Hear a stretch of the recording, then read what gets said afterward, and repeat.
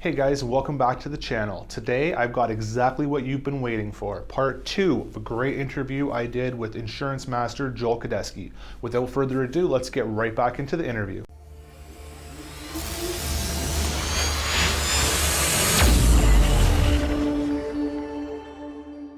So how does that, it sounds a lot like life insurance to me. How do the two products compare? It is. Don't be befoozled by smoke and mirrors. Life insurance, mortgage insurance, same brand name, same thing. I can say, I'm going to sell you an education policy for your kids. If you die, we'll have enough money for your kids to go to university. It's still life insurance. So I don't need life insurance and mortgage insurance? Same thing. Provided that the insurance is sufficient to cover the mortgage. It's identical. I bet you they won't tell you that at the bank. I don't want to make a comment. I'll make the comment. They definitely won't tell you that at the bank. It sounds like that's a pretty big pitfall to look out for when you're going. Well, that is my main sales point when I meet with people who have mortgage insurance through another financial institution. Mm-hmm. Go back, and I've had people do this. Go back and ask the person that sold it to you, if I leave you, can I take this with me? The answer is no. Right. If my health changes and I leave, will I still have it? The answer is no. Right. If I have a $200,000 mortgage, now it's $150,000 and I die, does my wife get the $200,000? No. No.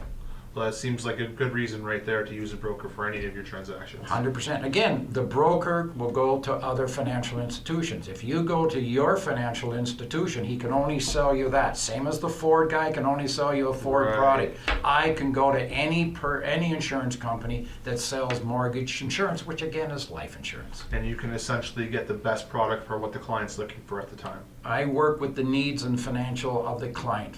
The client is short on funds because they got a large mortgage, we'll work around it with term insurance. That's the way to go.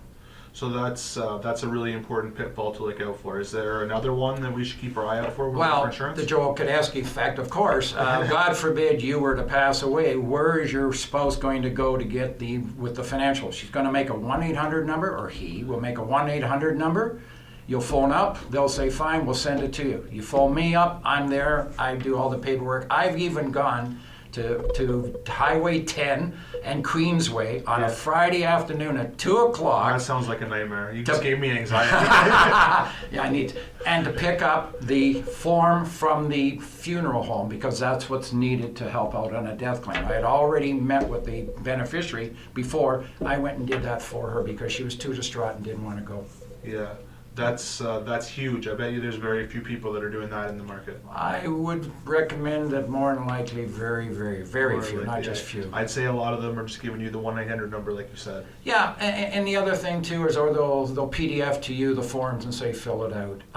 There are people learning hopefully that isn't the way to do business. I mean, it's no different than any other. In your field too, I'm sure there's lots of competitors. Face-to-face is everything, man. It's service, service, service. You know what? Our industry is based on one word, service. Yeah. It's all service. Because we're dealing in intangible. You're dealing with something that really is cool, right? Yeah. They buy the house, they live in it every day. You can phone them up 6 months from now and say, how are you enjoying the house? I can't phone somebody and say, how are you enjoying that mortgage insurance? Really having a good time with it? No way. Is it doing what you want? That's a good point. It is. So it's an emotional. Remember what I said about wrestling? Mm-hmm. You have to be invested emotionally. Insurance is an emotional buy. It's the same thing with a home, right? I mean, you're going to raise your family there.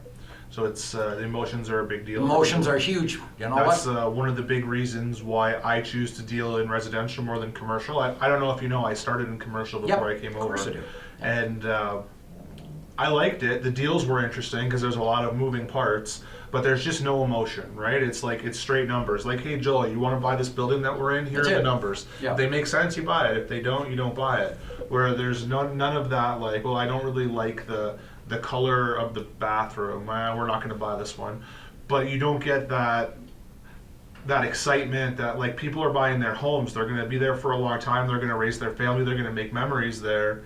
It's a lot more exciting for me to help people do that. Not only are they going to make memories, if you're like me, an old guy who's been in the same house 41 years, it's history, right? The whole family has been there, right? You see the whole thing. With a commercial product, they're going to more likely flip it, and somebody else is going to do it and build up another piece. And then somebody else, and then somebody else. And then there's no emotion there. With a family, and the other thing is you can go back to the client a year later to that same house and just drop in and see them and get the feel that they're excited about what they're doing and they made the right decision buying that house from you. Absolutely. The problem with my product is that 2 years later I can go back to somebody and talk to them about certain things in there, but saying, are you happy with the product I sold you 2 years ago? Well, I'm still alive, so I guess I am. That's great. And guess what? You haven't raised the rates in 2 years, so I'm really happy. Yeah, as long as it doesn't get any more expensive, we're happy, right? But that is really another important part of my job that I see that a lot of guys don't. When there is a death claim, people have to understand there's consequences after that. You have to get the money there quickly because there's a lot of last expenses that people don't understand. Yeah. Especially if you, and the other thing that's really important, make sure you have a will. So many people die without a will, and then they have they don't have everything properly done. The beneficiaries aren't current. It's just horrendous. You got to have somebody there to be on top of it. Yeah, no kidding.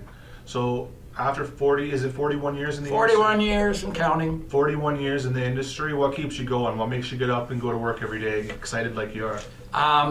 I think 3 things that really get me going. Number 1, I love the industry. I love the product. I love helping people out. I think number 2 is I love the clients I'm with. Yeah. And number 3, I'm a sales guy. So I like the challenge of meeting new people. Yeah. Because in your business, you can't always do repeat. You got to get new people. And I like the idea of helping people out whose product they didn't understand, they bought the wrong product, or they're just not sure what's life insurance all about. I heard about you. Or I have this group plan. I just got raised 25%. I heard you can do better. Mm-hmm. Well, maybe I can, but maybe I can give you better value for what you have. So meeting new people all the time. And the other thing that I do, small groups, every time I go to a brand new company, I want to tour what they do. Yeah. I've seen things that nobody else will see because nobody's ever gone in the back. Right. And it's amazing. One of the things I pride myself, and you know this because it's on my voicemail, I'll return calls within 2 hours. Yeah. Business hours. Yeah. The reason I did it, I was at a pizza place years ago, one of my prospects that turned into a client, and he gave me a tour like I always do. At the back was a square map, and I said, what's that all about? It's all outlined in red. He said, that's the area that we can deliver in 30 minutes. Right. So when I got in the car driving home, I said to myself, okay, how can I use that to help my clients and myself? Mm-hmm. I'll never be in an interview 2 hours. If I am, there's something definitely wrong. Right. So within 2 hours of that meeting, I'm back in the car making my phone calls to people when I'm going to my next appointment. That's how I can return calls within 2 hours.